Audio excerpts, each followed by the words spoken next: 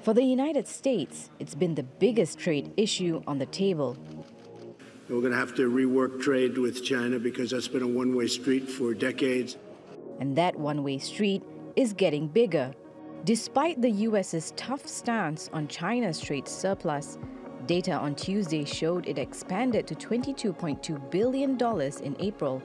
That's up 4% year on year. That's also nearly $7 billion more than the surplus in March, and brings the total trade surplus from January to April to more than $80 billion. Aluminum and steel exports weren't damaged by Trump's tariffs, which took effect on March 23rd.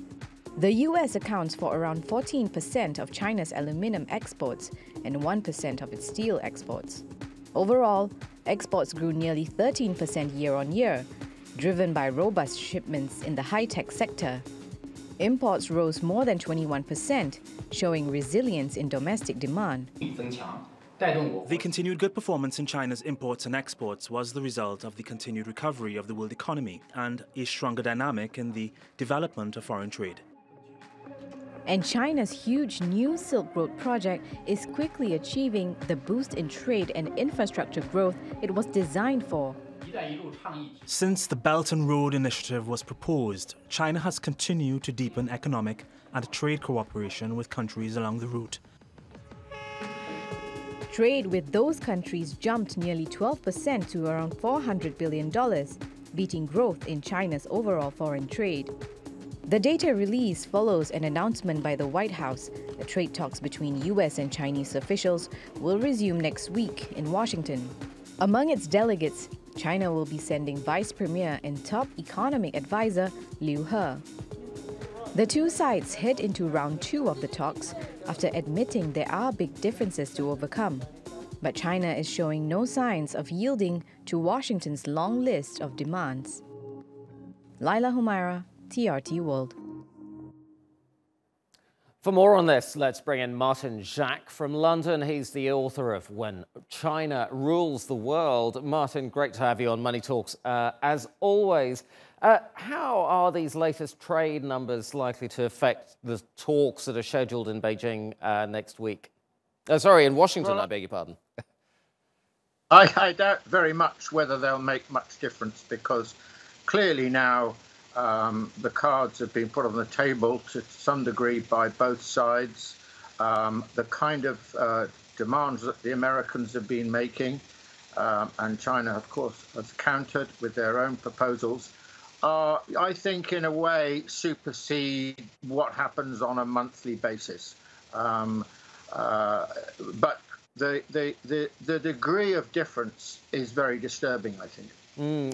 Let's talk about these trade talks that happened in Beijing last week. Treasury Secretary Steven Mnuchin was there.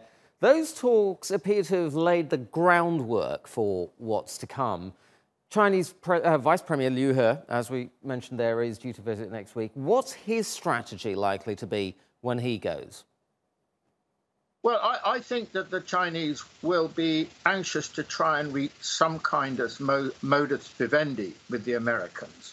But as you can see already from what's been reported of the talks a week ago, they're certainly not going to take a weak stance and give in to the Americans. I mean, I honestly never thought they would, because China, China has a clear strategy, and it's not going to show weakness in relationship to the Americans.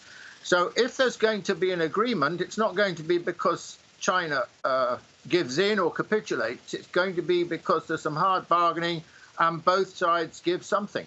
OK, you say that China's not going to give in, but just ahead of these talks, China has said that it'll open up its financial sector, for example. It's also promised to get tough on intellectual property rights, those kinds of things. How much of a concession are all of these things to the US? Well, certainly I think China can do both. I think China can open up in some degree its financial sector. It won't go all the way that the Americans would like it to go, but it will certainly, it's in a position, I think, to make some significant concessions in relationship to that. On intellectual property, well, of course, it's partly in China's own interest, because as China is very rapidly moving up the value chain, for example, in the technology sector, it's becoming more mindful of the importance of intellectual property rights as well. Where the Chinese, I think, will basically not give an inch is when it comes to their strategy for developing world competitive industries in the key sectors of the future, their so-called Made in China 2025. I don't think the Chinese are prepared to budge at all on that. Tell us a little bit more about that strategy. What exactly does Made in China 2025 entail, and how is it different to what it's doing right now? Well, of course, it's already doing it right now, because it's moving towards the perspective of 2025, as we know. I mean, China does plan ahead. It does have a strategy, not unlike, say, Western countries, which runs for a decade or more. And Made in 2025 is China's strategy to try and create world competitive industries in key sectors. For example, when it comes to electric cars, or when it comes to alternative energy, or when it comes to the technology sector, where already, you know, the key Chinese firms like Tencent and Alibaba are already pretty, in some areas like mobile technology, very competitive with Silicon Valley. We just in the last hour or so been getting reports that Xi Jinping and Donald Trump have spoken ahead of these talks. There is a friendship there between the two of them. Trump has called Xi my friend. How important is that relationship going forwards as these talks progress? Well, it certainly helps if you get on, you get on with the other guy. I think that's always useful, because it can lead to a certain level of understanding, which enables at least good discussions. Whether, of course, it makes a big difference, who knows? We don't know exactly what the chemistry is. I mean, I think, really at the back, really underlying all of this is a very, very big question for the future, which is America is declining, China is rising. Are the Americans prepared to live with this or not? And I think this is really important question, because if the Americans are really, go for a relatively maximalist position, then the future relationship between the countries and the prospects for the global economy look a lot worse. Always great to have your analysis. Martin Jacques, thank you.